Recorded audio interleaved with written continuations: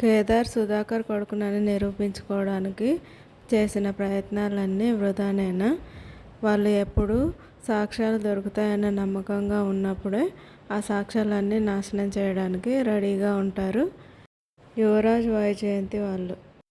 వీళ్ళ ఆటలు ఇంకా ఎన్నాళ్ళు? జగదాత్రి కేదార్లు వాళ్ళ ఆటను కట్టించలేరా? ఎందుకింత ఆలస్యం చేస్తున్నారు? విలన్లు అయినా కూడా వైజయంతి యువరాజ్ వాళ్ళ ప్లాన్లే జగదాత్రి కేదార్ ప్లాన్ కంటే వీళ్ళకన్నా వాళ్ళే 100 అడుగులు ముందు వేస్తున్నారు. ప్రతిసారి వీళ్ళని దెబ్బ కొడుతూనే ఉన్నారు.